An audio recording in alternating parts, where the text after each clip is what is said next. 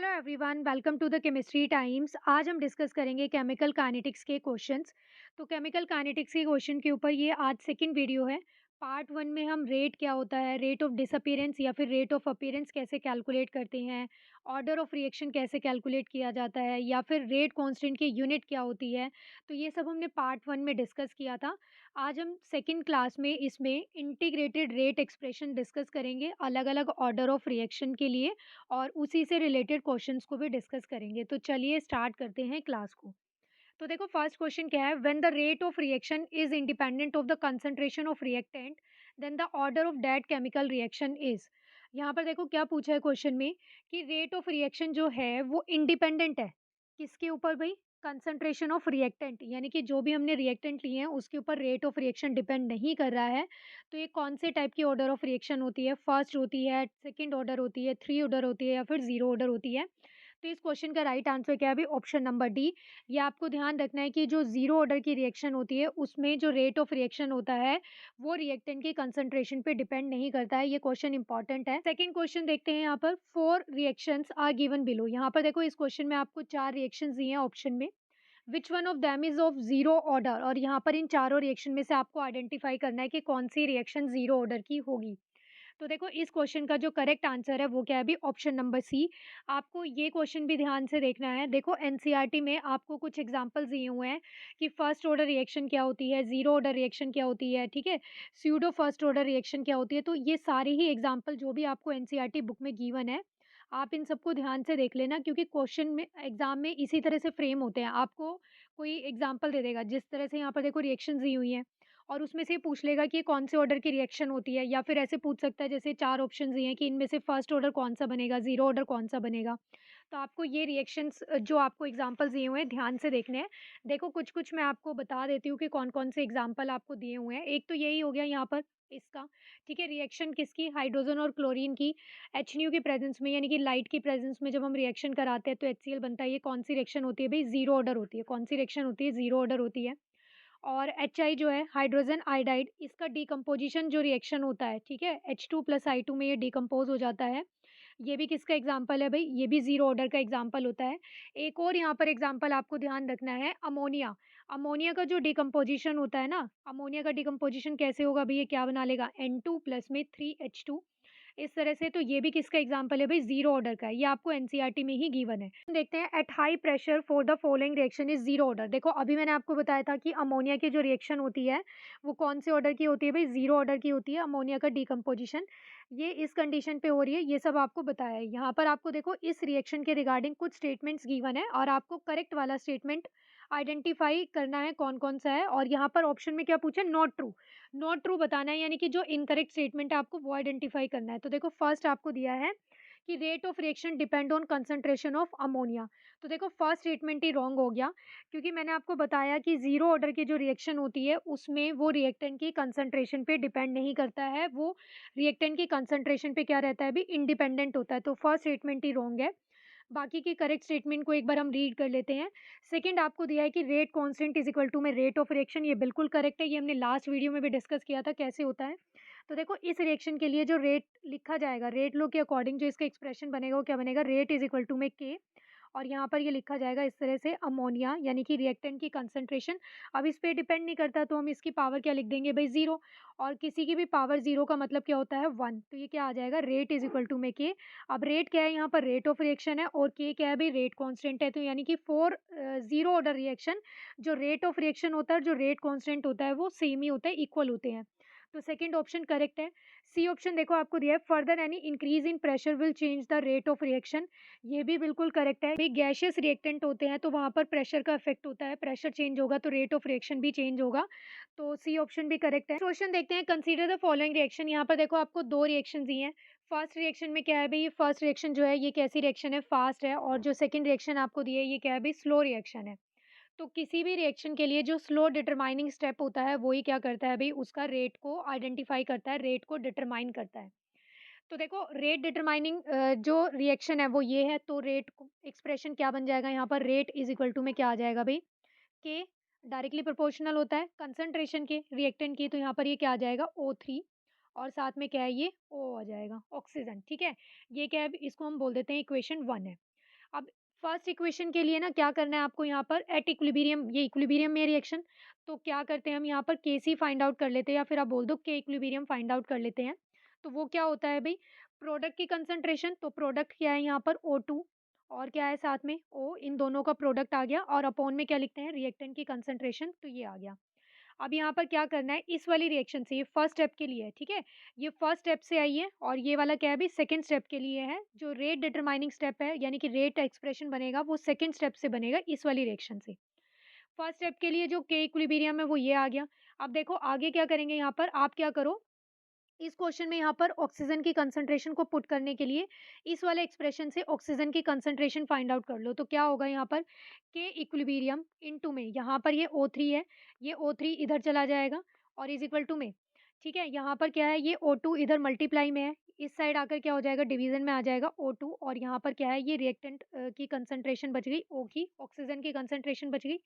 तो यहाँ पर ये क्या आ गया, अब ये वाली जो ऑक्सीजन की कंसंट्रेशन आई है ना, इसकी वैल्यू को आप क्या करो, यहाँ पर रेट वाले एक्सप्रेशन में पुट कर दो।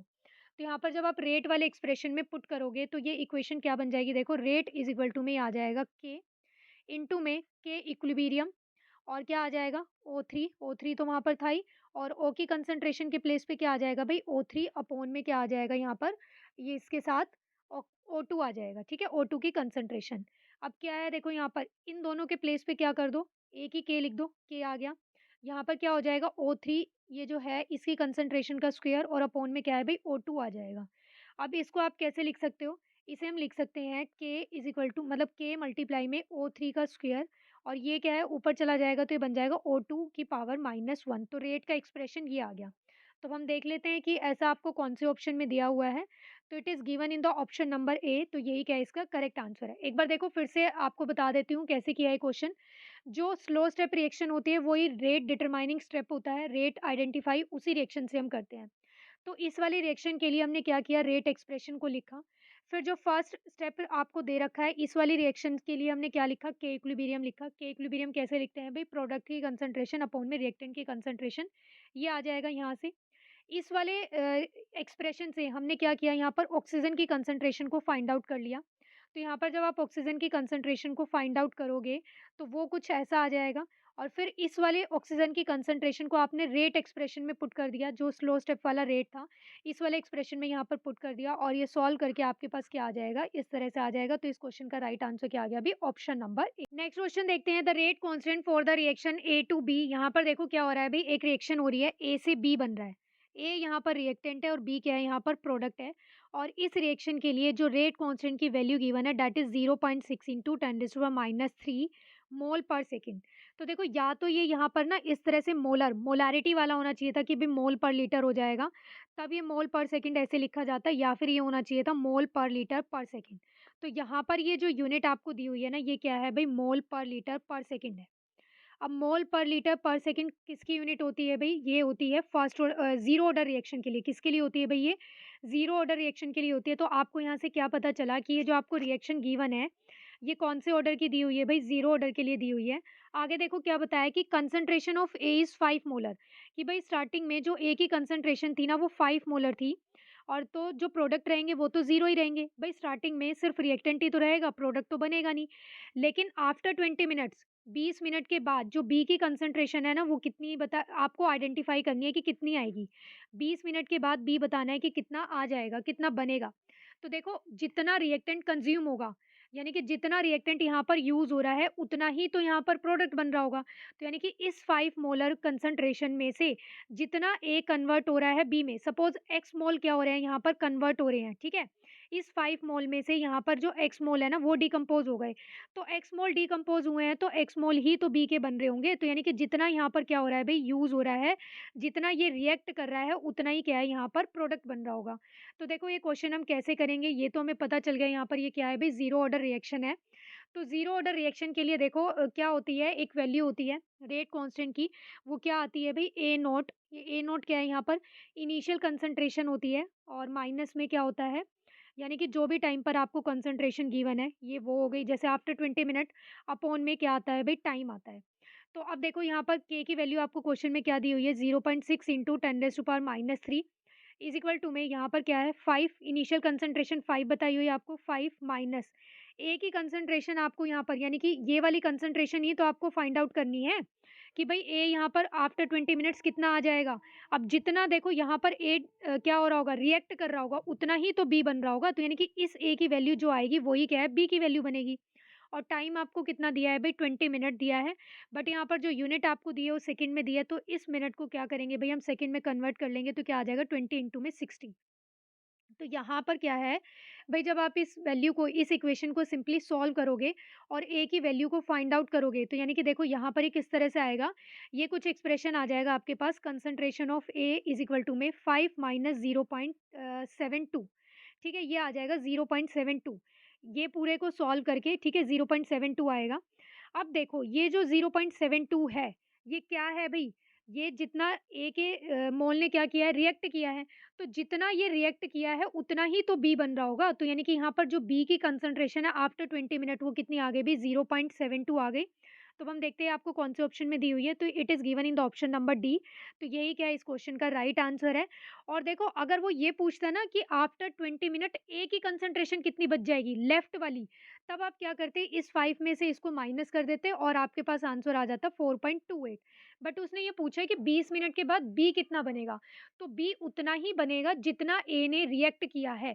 अब जैसे 5 मोल में से अगर 1 मोल ऑफ ए ने रिएक्ट किया है, तो 1 मोल ऑफ बी ही प्रोडक्ट बनेगा। ओके, अगर ए के बारे में पूछता तो आंसर ये आता, बट उसने बी के बारे में पूछा था कि बी कितना बनेगा, तो बी कितना बनेगा भाई, जो यहाँ पर हम क्या कर रहे हैं, सब्ट्रैक्ट कर रहे हैं, जो वैल्यू आएगी वो क्या है भाई, 0.72 है। यहाँ पर देखो मैं आपको एक बार ना integrated rate expression for zero order reaction क्या होता है वो आपको एक बार एक्सप्लेन कर देती हूँ, क्योंकि यहाँ पर इस क्वेश्चन में ये यूज हुआ है। जो मैंने के लिए वैल्यू लिखी थी ना, के इज इक्वल टू में, तो वो इंटीग्रेटेड रेट एक्सप्रेशन से ही आया था।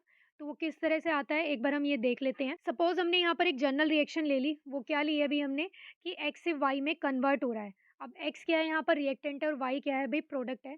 तो इस रिएक्शन के लिए जो रेट का एक्सप्रेशन बनेगा वो मैं कैसे लिख सकती हूँ, रेट इज इक्वल टू में according to the rate law, according to rate law जो आएगा वो क्या आ जाएगा भाई, के, और एक्स क्या आ जाएगा भाई यहाँ पर, एक्स नोट। अब ये एक्स नोट मैंने क्यों लिखा है यहाँ पर, क्योंकि ये क्या है, मैंने बताया था आपको कि ज़ीरो ऑर्डर रिएक्शन के लिए जो रिएक्टेंट की कंसंट्रेशन होती है उस पे रेट डिपेंड नहीं करता है। तो इसलिए मैंने क्या लिख दिया यहाँ पर, ये रिएक्टेंट की कंसंट्रेशन और इसकी पावर क्या लिख दी भाई, 0 लिख दी है।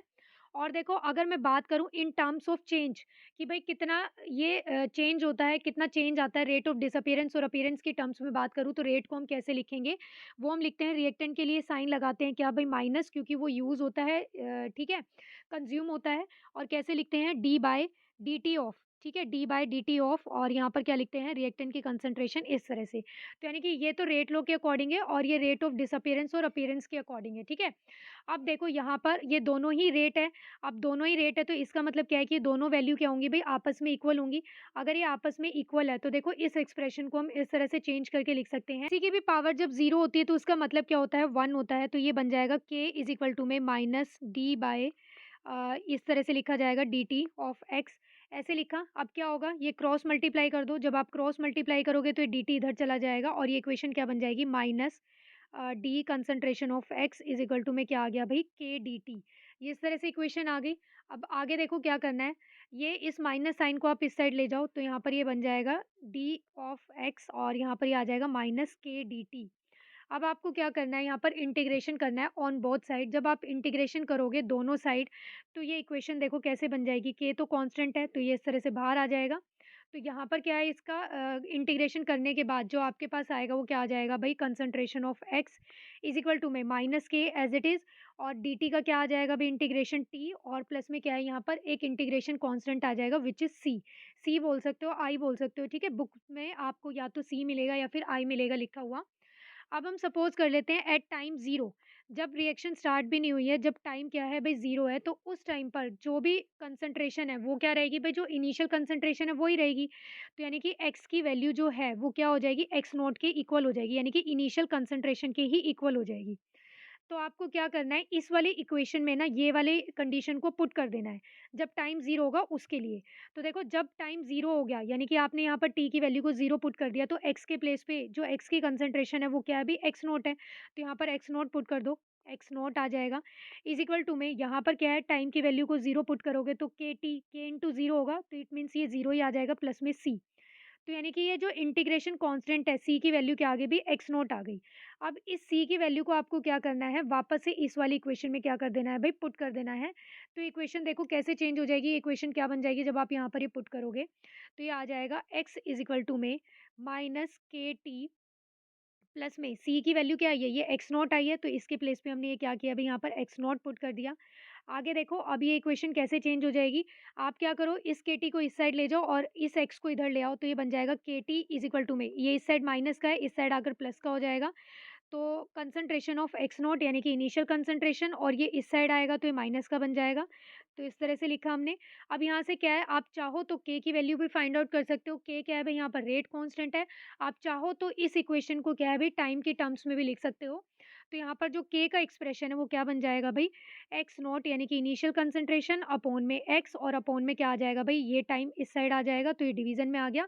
तो ये क्या है भाई, रेट कांस्टेंट का एक्सप्रेशन आ गया। अगर आपको यहाँ से टाइम कैलकुलेट करना है तो यहाँ पर ये टी इधर चला जाएगा, रेट कांस्टेंट की वैल्यू क्या है भाई, इधर नीचे आ जाएगी। तो इस तरह से हमने यहाँ पर देखो जो ज़ीरो ऑर्डर के लिए क्वेश्चन में पुट की थी ना इक्वेशन, जो हमने यूज़ की थी वो ये वाली इक्वेशन थी। और इस इक्वेशन को हम क्या बोलते हैं, इंटीग्रेटेड एक्सप्रेशन बोलते हैं फॉर ज़ीरो ऑर्डर रिएक्शन। अब यहाँ से देखो कई बार क्वेश्चन में ना आपसे वो टी हाफ भी पूछ लेता है।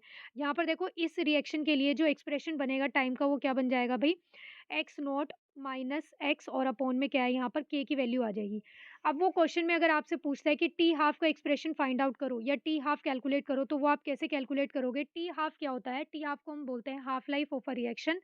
तो हाफ लाइफ बेसिकली क्या होता है, जितना भी रिएक्टेंट है उसकी जो अमाउंट है वो क्या हो गई है, हाफ हो गई है। हाफ होने में उसको जितना टाइम लगता है, जो टाइम पीरियड लेता है, वही क्या होता है भाई, हाफ लाइफ होता है। तो यहाँ पर देखो टी हाफ हम कैसे फाइंड आउट करेंगे, यहाँ पर टी के प्लेस पे लिखा टी हाफ, और एक्स नोट ये तो क्या है, इनिशियल कंसंट्रेशन है, ये तो एज इट इज रहेगी।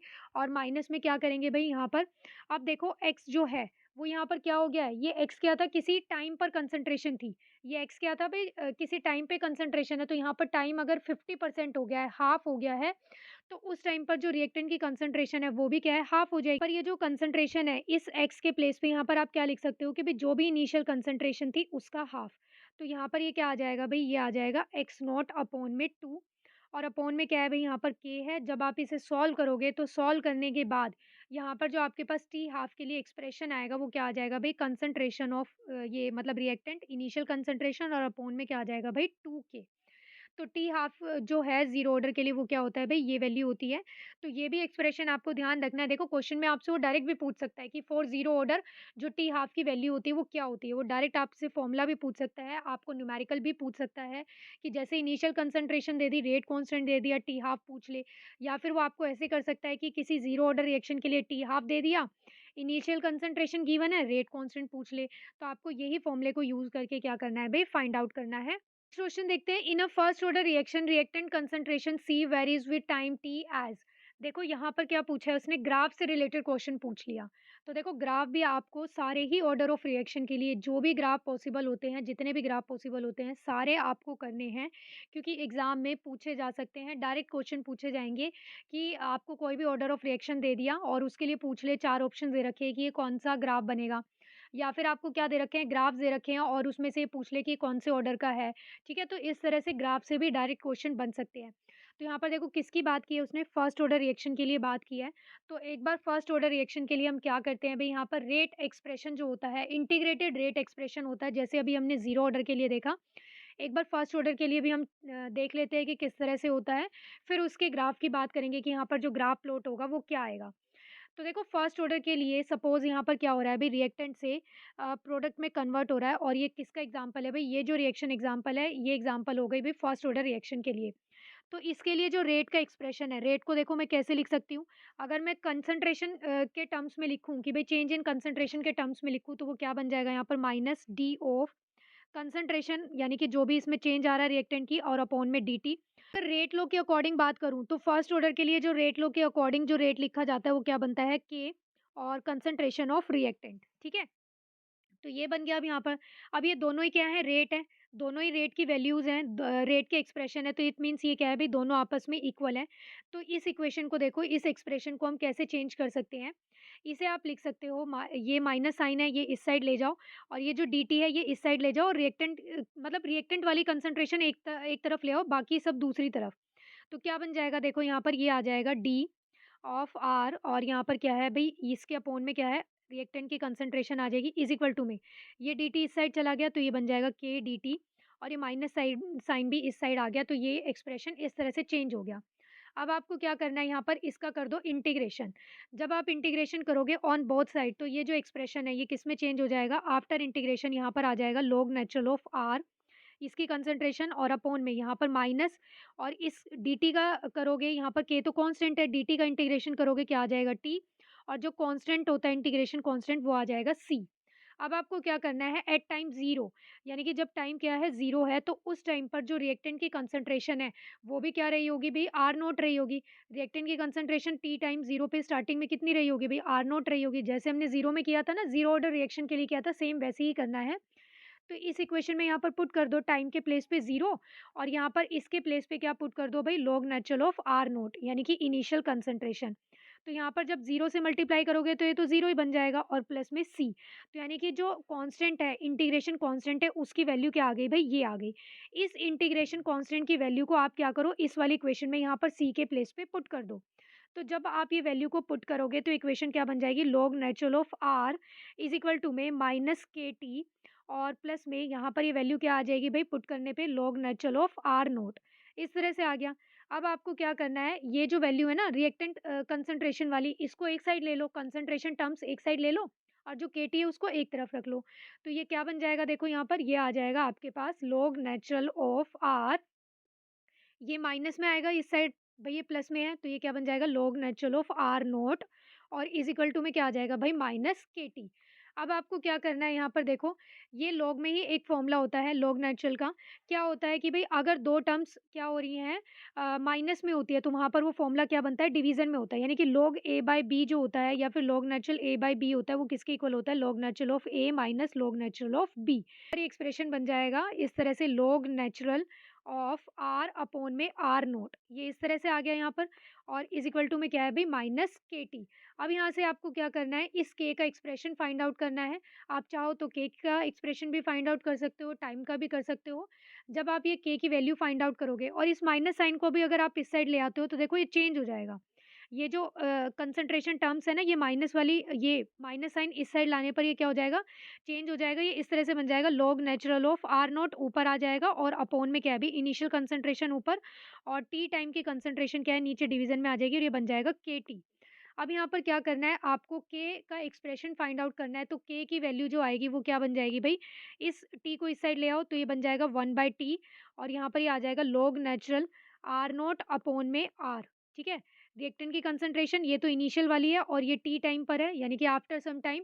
अब यहाँ पर ये जो log नेचुरल है इसको log में कन्वर्ट करते हैं तो ये किस तरह से होता है भाई ये चेंज हो जाता है इस तरह से 2.303 log जब log नेचुरल को इसमें कन्वर्ट करते हैं log 10 में बेस ऑफ 10 में करते हैं तो ये क्या आ जाएगा 2.303 log और अपॉन में क्या है भाई यहाँ पर तो ये टी था ही और यहाँ पर ये क्या है कंसंट्रेशन ऑफ रिएक्टेंट यानी कि इनिशियल वाली और ये क्या है आफ्टर सम टाइम टी पे।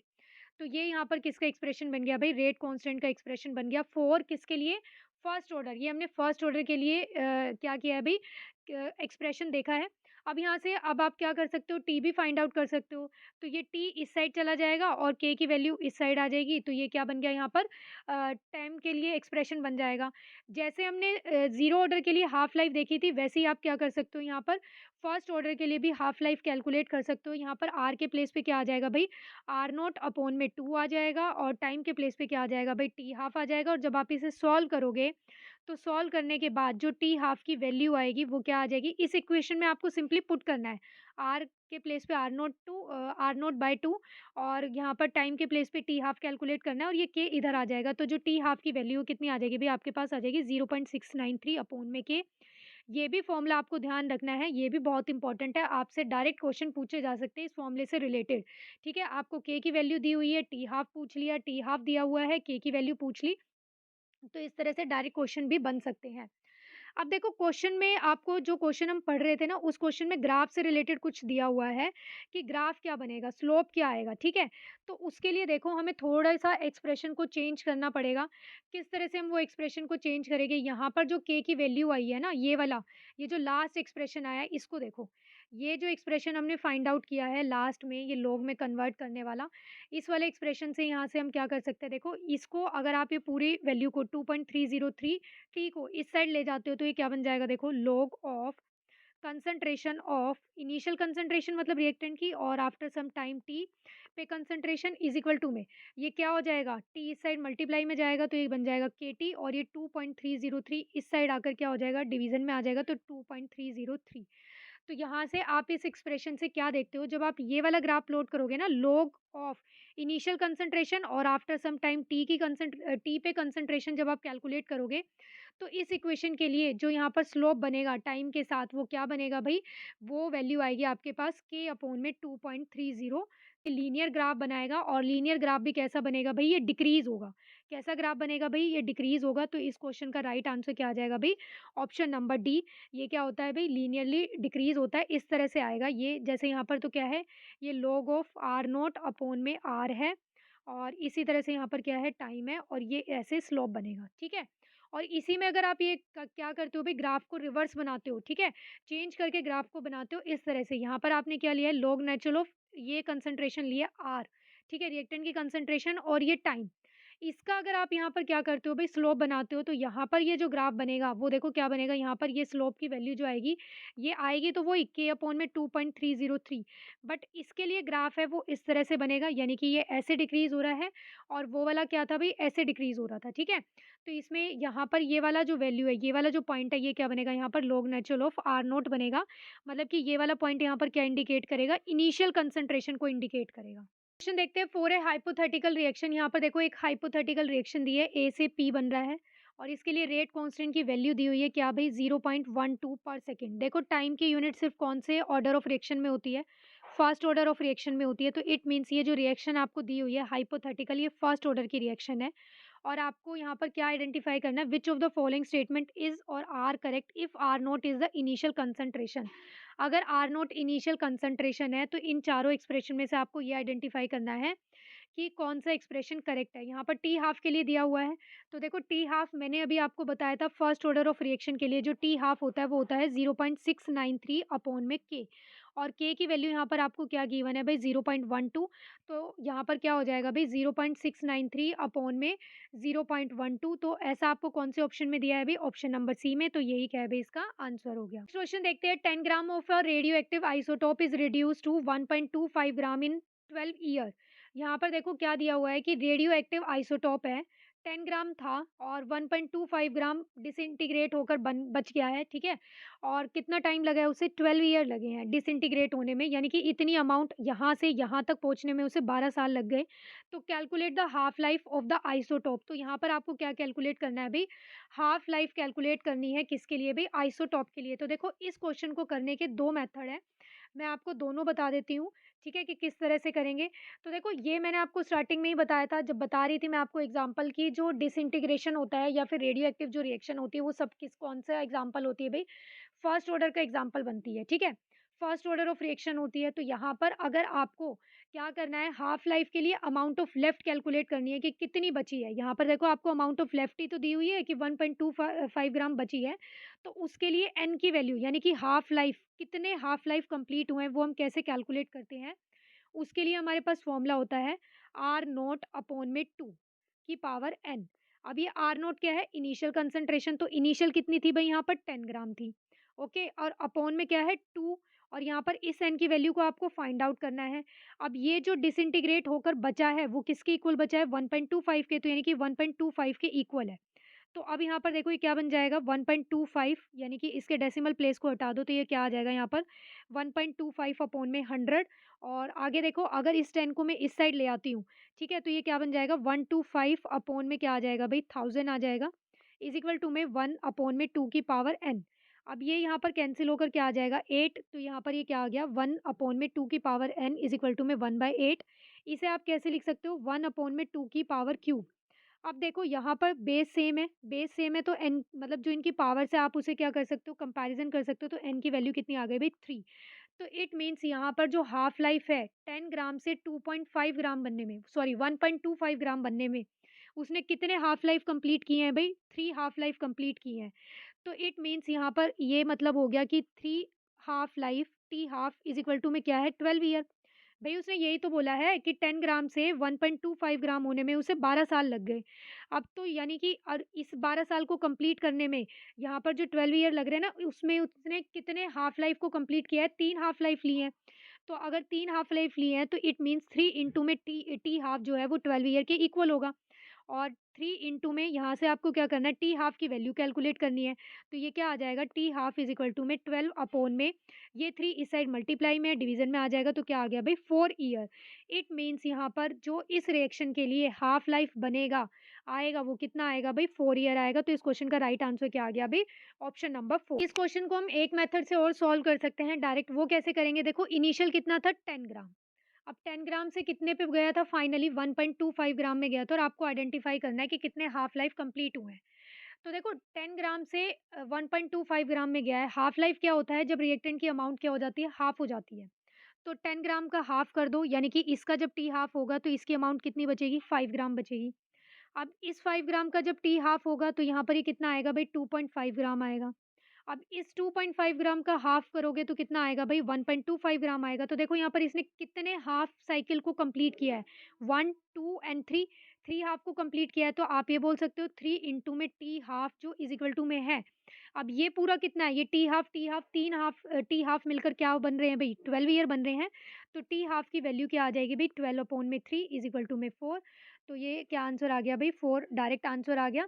तो आपको जो भी मेथड सही लगता है, जिससे भी आपको समझ में आता है, उससे इस तरह के क्वेश्चन को आप सॉल्व करो। क्वेश्चन देखते हैं, देखो ये ग्राफ से रिलेटेड क्वेश्चन है, इनिशियल कंसंट्रेशन और हाफ लाइफ का क्वेश्चन है कि हाफ लाइफ पूछी है थर्ड ऑर्डर रिएक्शन के लिए क्या ग्राफ बनेगा, और इनिशियल कंसंट्रेशन पे डिपेंड करता है या नहीं करता है। तो देखो जो इनिशियल कंसंट्रेशन होती है ना हाफ लाइफ की, वो किस तरह से डिपेंड करती है ये आप देखो। इसके लिए आपको एक जनरल फॉर्मूला भी ध्यान रखना है, और यहाँ पर ग्राफ भी मैं आपको बताती हूँ कि क्या बनेगा, किस तरह से आएगा।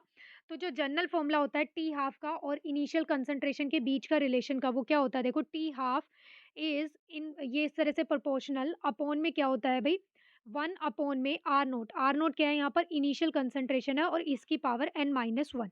तो देखो जब आप जीरो ऑर्डर के लिए कैलकुलेट करोगे तो जीरो ऑर्डर के लिए यहाँ पर n की वैल्यू क्या बन जाएगी भाई, जीरो बन जाएगी।